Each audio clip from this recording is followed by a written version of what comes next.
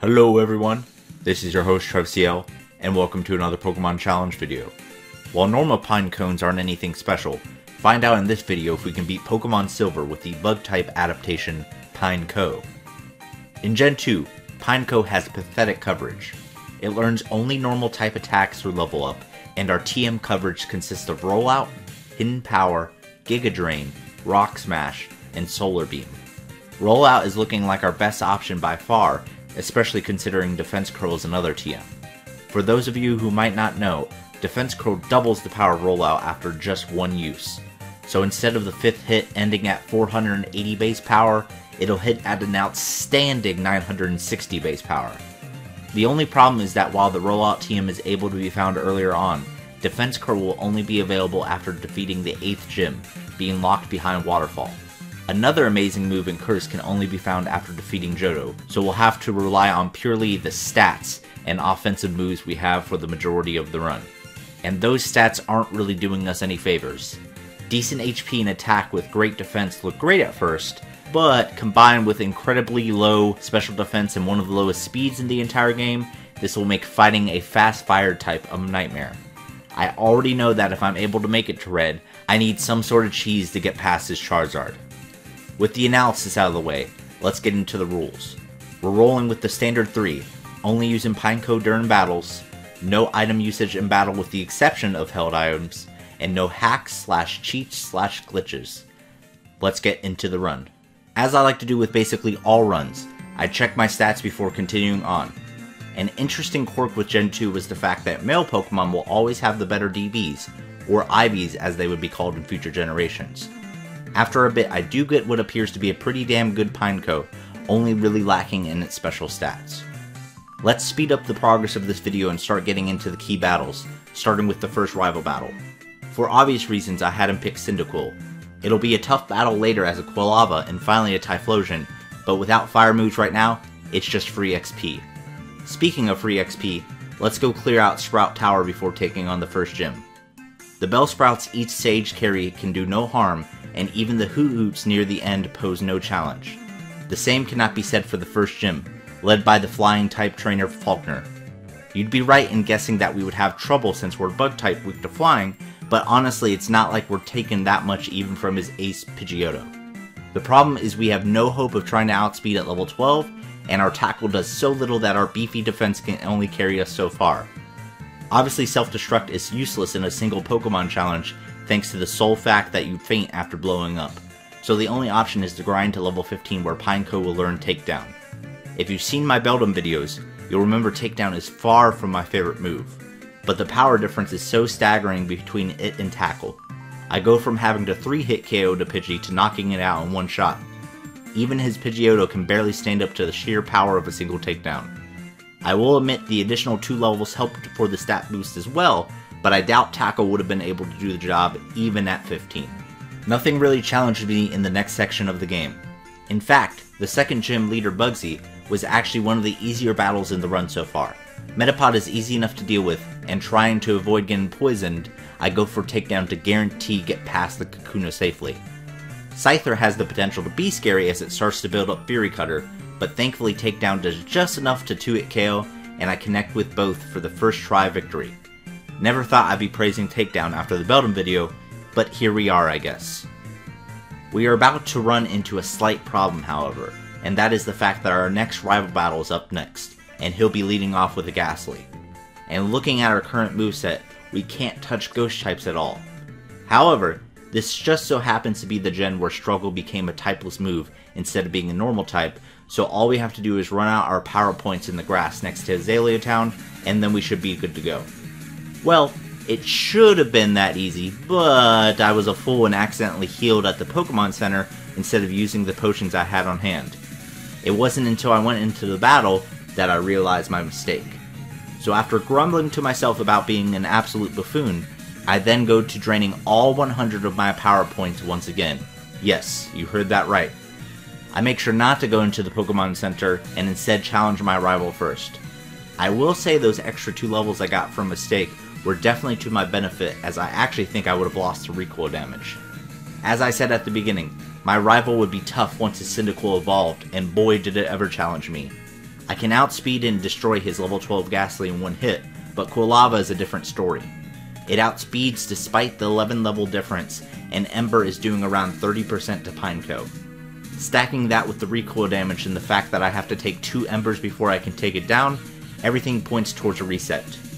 But by the skin of my teeth, I'm able to one-shot his Zubat, living with a mere 4 HP for the first try victory. This definitely would not have been possible at level 25 without critting the Quilava, so that mistake I made with the Pokemon Center was actually a blessing in disguise.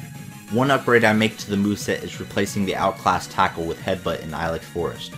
I wanted to keep Takedown for the extra power in a pinch, although Headbutt with the 100% accuracy and lack of recoil is for sure my most reliable move now. That's not all the changes, however, as once we make it to Goldenrod and head north, we finally grab what will become our best move throughout the run, Rollout. Now with that in hand, you may be wondering if it's time to destroy Whitney using her own strategy against her, and you would be right, but not in the way you think. You see, Headbutt and Rollout were not our only 2 additions to the moveset. Pineco happened to learn Bide at level 29, and now you can understand where I'm going with this. So after dispatching a Clefairy with 2 Headbutts while only getting hit by a Metronome Sweet Scent, now's our chance. That Sweet Scent was actually incredibly lucky, as now Miltank can't miss its rollout. Pineco takes the first weak rollout before setting up a Bide, and while we take over 50 HP combined from the next 2 hits, this only ensures our Bide will be more than enough to vanquish the beast that caused many a nightmare for trainers in the early 2000s and even to this day. Interestingly enough, in Gold and Silver specifically, you can go straight to the 4th gym without having to battle your rival in the Burn Tower first. So that's exactly what I do. Morty's Ghost Gym would have been a complete nightmare if not for the recently obtained rollout. Thanks to the quirky mechanics of Gen 2, curse damage only takes effect on turns where you don't KO the opposing opponent. So in theory, curse could be a problem early in the battle while Rollout is building power, but once Pineco starts knocking out Mons, it's a wrap.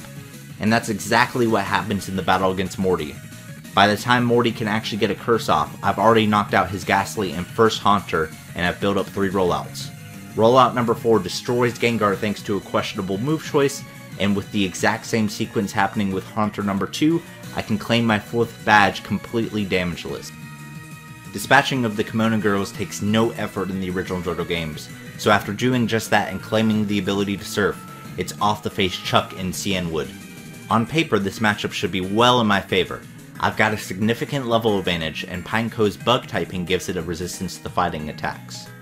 Well, on paper, Rollout also has a 90% accuracy, so when the battle starts out with back-to-back rollout misses, I don't feel too good with my chances. I make it to Poliwrath with only 48 HP remaining, and despite dishing out a massive rollout hit, I'm powerless against a Surf crit, ending the first attempt. Try number 2 starts out much better, as it's always great to hit your attacks. Even still, making it to the Poliwrath matters not if Hypnosis lands, which it does. A Headbutt crit can't save me, and Surf ends me once more. 3rd time's the charm, so to speak, and thanks to a crit, I can make it to the Poliwrath with good HP and 2 more turns of rollout. That won't matter if Pineco gets put to sleep. As you can see, I dodged the Hypnosis this time, and obliterate the Poliwrath with a max power rollout. If sweeping a fighting type gym with a rock move doesn't convince you Rollout is a busted move in these challenges, I don't know what will. Pineco has, for the most part, steamrolled through the game so far, but upcoming is a major roadblock in Jasmine. The last fight against Chuck showed that having resist the rollout doesn't stop the snowball, but Jasmine just doesn't have a rock type resistance. She has the rock type resistance. Steelix has a ×4 resistance to the rock, and combined with an insane base 200 defense, the strategy must change from the last couple of gyms. Thankfully, in my journey across the Johto region, I managed to pick up the very niche Rock Smash TM. Now, is 20 base power ridiculously weak? Yes, of course. But I only need it for the Magnemites. When it comes to the Steelix, let's just say it's time to revisit an old strategy. Good news is that Rock Smash is an easy 2-hit KO on the lead Magnemite, and with the Paralysis Cure Berry, Thunder Wave doesn't come into play at the start. Steelix quickly follows, and now comes the return of Bide. After taking 2 massive Iron Tails and dodging the 3rd, I can deal just enough damage to OHKO the Steelix. That 3rd Iron Tail missing led to Pineco having much more HP, enough HP in fact to live one last hit, a Thunderbolt from Magnemite number 2. I will admit that wasn't the first attempt overall, but it was the first one with Pineco holding the Paralysis Cure Berry. This just leaves the Ice-type gym and the Dragon-type gym. Speaking of Price and his Ice-type gym, I'm only covering him because it's my 7th badge. I didn't even bother to go in with full health, and honestly, I wish I could have gone in with even less. Considering Rollout destroyed so many gyms not even weak to rock, or even resistant to it, and now I can deal super effective damage, this isn't really shocking at all. And would you look at that? Haven't even talked about the battle itself, and yet, there's nothing left to talk about anymore. I also didn't bother to talk about Team Rocket before, due to being criminally underleveled. The second run-in with Team Rocket is well worth my time to talk about, however. Pineco actually fainted to the first Rocket executive thanks to poor luck and building up poison damage. As with most things this run, I follow it with a much easier victory in the next attempt, not even dipping below green health. I thought the second executive would finally give me a challenge, but I was wrong. His Houndoom does decent damage with Ember, though I think my return rollout deals much more than decent damage. After dealing with Team Rocket for the last time, it's time for the last gym leader in Johto, Claire. My first several battles with Claire went poorly. I can't one-shot any of the Dragonairs with Headbutt, which means I either need to flinch each of them, or use Double Edge and risk putting myself in range of Kingdra. Why is avoiding attacks from the Dragonair so important, you ask? Because of Thunder Wave. While I don't outspeed the Kingdra anyways, I need to be able to outspeed the Dragonairs to avoid taking too much damage. Also, a full paralysis at any point is pretty much game over for Pineco. When I started using Rollout, using the first one to kill Dragonair number 1 and using Dragonair number 2 to continue building up power, I came oh so close. I was able to straight up OHKO Dragonair number 3, and Kingdra was looking to share the same fate. But Rollout is not a perfect move, and the 5th Rollout misses, leading to a defeat. It wouldn't be until attempt number 7 that I was able to repeat the exact same steps, killing Dragonair number 1 with Rollout 1, killing Dragonair number 2 with Rollout 2 and 3, killing Dragonair number 3 with Rollout 4, and then despite getting hit with a smokescreen, dispatching of Kingdra with my 5th and final Rollout. I have now claimed all 8 gym badges, so it's on to the Pokemon League, with a quick pit stop beforehand. Before progressing further, it's time for Pineco to reach the fullest potential it can reach in Johto. In the depths of Mount Mordor, now equipped with the HM Waterfall and the ability to use it from the 8th gym badge, I can find the TM for Defense Curl. As I mentioned in the intro, I can now combine it with Rollout, doubling the base power for every hit, creating quite the legendary combo. It's now time to make it into Kanto and towards the League. Right at the end of Victory Road, my rival ambushes me. I didn't talk about him in the Team Rocket takeover section as he really caused me little issue, but he's definitely worth mentioning now. With his starter now fully evolved into Typhlosion, he's able to outspeed and nearly take me out from 60%. I still could have salvaged the attempt, but missing the rollout extinguishes that idea. On the second attempt, I get through the first 2 Pokemon just fine again, though now I'm in better shape to take a Flame Wheel. For some strange reason, however, he merely goes for a Smokescreen, allowing for an easy knockout. With the accuracy drop, the battle could still turn south at the last moment. Thankfully, Pineco shows its laser-sharp eyesight, leading to a pretty easy second try victory. I thought that after grinding a bit more, all the way to level 62, I would have a pretty decent shot to beat the Elite Four and Champion, but oh how wrong I was. Will, the Psychic-type trainer, is the first member of the Elite Four, and subsequently, also the last one I face in this first attempt. His first Xatu outspeeds me and hits me with 2 Psychics, while I set up my Defense Curl plus Rollout strategy. His second Xatu does the same with 1 Psychic, leaving me with such a small amount of HP. Unfortunately, this means that Jinx, his third Pokemon faster than me, can come in and finish me off. I immediately decide that I have no chance without the Quick Claw or grinding. I decided to get the Quick Claw first, as that could end up being the difference. On my second attempt, everything is going smoothly until I get to Executor. Once I miss my rollout that would have KO'd, a combination of poor luck and poor play leads to Psychic taking me out. After my following attempts failed to come close to how close I just got, I decide grinding a bit more is the play, all the way to level 67. The first few attempts at this new level actually go even worse than before, as my confusion luck is some of the worst I've ever had. Even on the attempt where I get past the lead Xatu, the level 42 one just crits me as I again hit myself in confusion. It must have been at least double-digit attempts, and close to 20 overall, that I finally break through with a great run. At level 67, I now outspeed the lead Xatu every time. This allows me to both get up a defense curl and OHKO it with my first rollout, only taking a weak psychic in return. The second Xatu does still outspeed without the Quick Claw proc, which I do not get, allowing me to get confused. Pineco has finally decided enough is enough, however, immediately breaking out and KOing Xatu, Slowbro, and Executor. Jinx is the last threat standing, but thanks to a lovely kiss miss, it's on to Koga. Except, it's at this point looking through my bag that I realize that I forgot to buy healing items. That's a big fail. I actually did beat Koga on my first attempt, but I just sped through the battle to faint as quickly as possible. So after beating Will once more, this time on my first attempt at level 68, now I can take on Koga for real. I start off with the usual strat, defense curl followed up by rollout. Double team from Ariados is extremely annoying, and actually causes me to miss my first attempt. Not a problem though, as I hit on the second, and now in is Venomoth, which is just another sacrifice for the almighty rollout. Crobat can outspeed and try its own double team shenanigans to no avail, as I hit for the one shot. Koga is finally able to stop the rampage with Protect on his fortress, but this just allows for another one to start. 3 rollouts later, Muck is the last victim Koga sends out, and it too goes down. As we've learned from the battle against Chuck, just because you have a rock type resist does not mean you are immune to a rollout sweep. After beating down the Hitmontop with headbutts, and weakening the Hitmonchan in range of rollout, let the carnage begin again.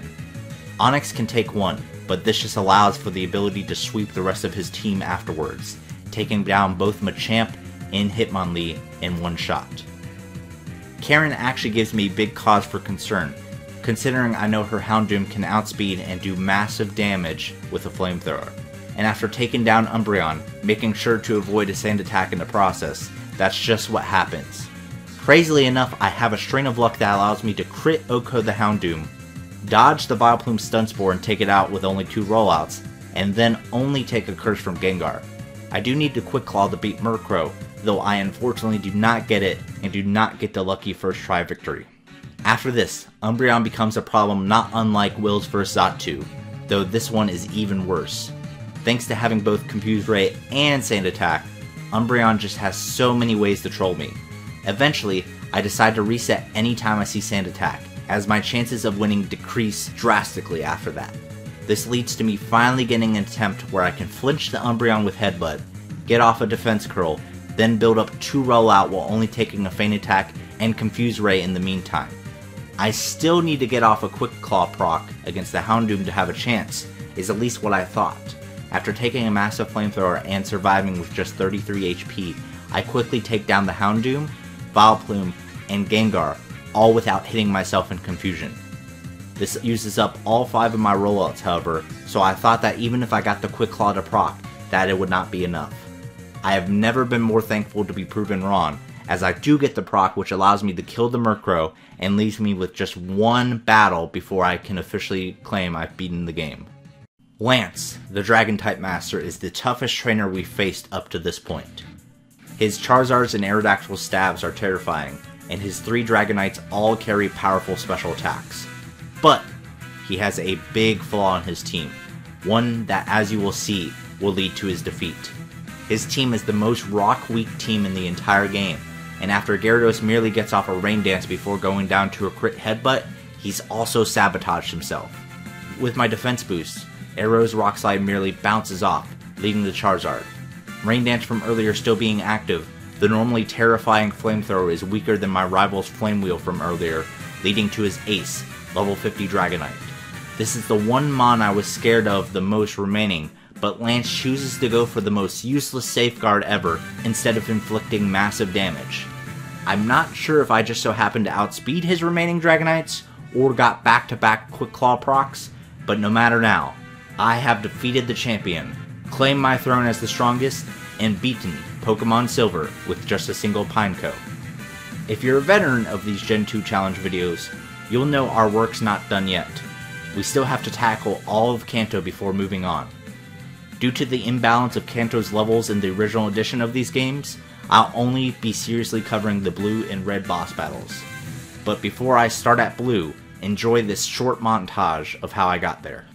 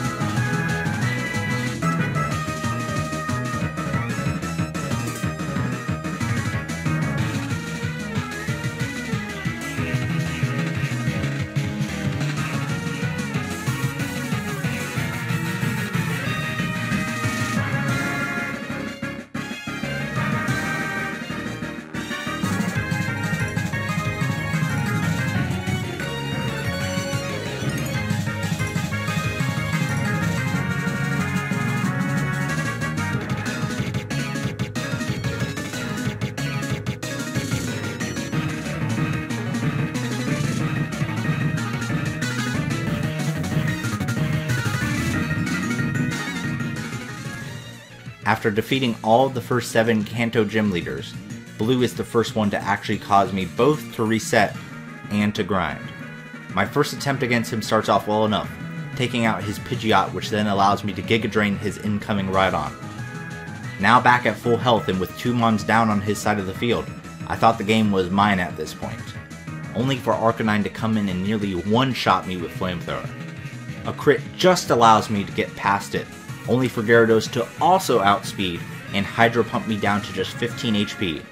While I'm able to take out Exeggutor, I have no chance of outspeeding Zam, leading to a reset. After having little luck getting back to the point I got to in my first attempt, I come back at level 84. My first attempt at this level is looking good, dare I say great. Even with taking an Arcanine Flamethrower, I'm still at over half HP when I get to his final Alakazam once more. While I should have been able to live 1 Psychic and finally end the battle, a crit stops me right in my tracks. Thankfully, my next attempt goes just about as smoothly as the last attempt, and this time when I get back to the Zam with even less health this time, I dodge the crit from Psychic and finish it off with the unanimous MVP of this run, Rollout. Once again, veterans of Gen 2 will know that blue is a warm-up for the true champion and final boss of this game, Red. As I said at the beginning, I'm going to need Cheese to beat his Charizard, as it will guarantee outspeed me even at level 100. The only problem is, I have trouble even getting to the Charizard sometimes. I start off with a Rest Talk strat, but Charm from Pikachu is an automatic reset. While Charizard is the true blockade, I'm actually able to make it through on about my 10th attempt or so. After taking down Snorlax, it's Blastoise who proves to be a second blockade of sorts. I have no chance of living 2 rain boosted Surfs, so down I go. Just a few attempts after that last one, I get a run looking like it's in my favor. The problem with the last run was that my 5th rollout killed the Snorlax, allowing Blastoise free reign to demolish me with rain boosted Surfs. However, on this attempt, Pikachu takes 2, Venusaur takes 2, and a Quick Claw boosted 5th rollout utterly demolishes Charizard. This allows me to instead heal up on the Snorlax, a strategy much more likely to succeed thanks to being a physical attacker. After some major stalling, mostly to make sure I'm at a high enough amount of health to take on both Blastoise and Espeon, I begin my second rollout. As it turns out, all that stalling happened to be unnecessary, thanks to Quick Claw coming in clutch once again with back-to-back procs. While I'm confident I didn't need either of those, I will definitely take it with the overall luck I've had in this run. Speaking of this run, it's over. I have proven that it's possible to beat even Red with only a single Pineco. As always, thanks to everybody who made it to this part of the video. If you haven't already, please make sure to like and subscribe, as well as hitting the notification bell. Growth has been good lately, probably the best month I've had on YouTube ever in terms of new subscribers, but I want to keep growing. I love doing these challenges, and even though scripting and video making can be a big pain at times, it's support like this that makes it all worth it. Just to let everyone know, this is my last regular style video this year. I still have 2 more uploads planned for 2021 though. If you've watched my Eevee solo run, you know that I have the Mount Battle sequel ready and waiting to go now that the video has hit well beyond 100 likes. However, I've also been hyping up an Emerald Kaizo challenge video lately, and it's time to reveal it. Between now and the Eevee XD sequel video, I plan to upload the first ever Emerald Kaizo Not Fully Evolved challenge, also known as the Emerald Kaizo NFE challenge. You'll have to watch that video to find out more, but to simplify it, it will be a challenge run where I'm not allowed to use the final forms of Pokemon, and I will be instituting a level cap for each gym, similar to how a hardcore Nuzlocke does so. While this isn't a Nuzlocke, I can guarantee this is easily the hardest challenge I have ever attempted so far, as I have well over 30 plus hours of footage to prove it. Mark your calendars now, as Sunday, December 21st will be the premiere of that video, and Monday, December 29th will be the premiere of the Eevee solo sequel. Thank you guys so much for watching, and I hope to see you all there. Peace!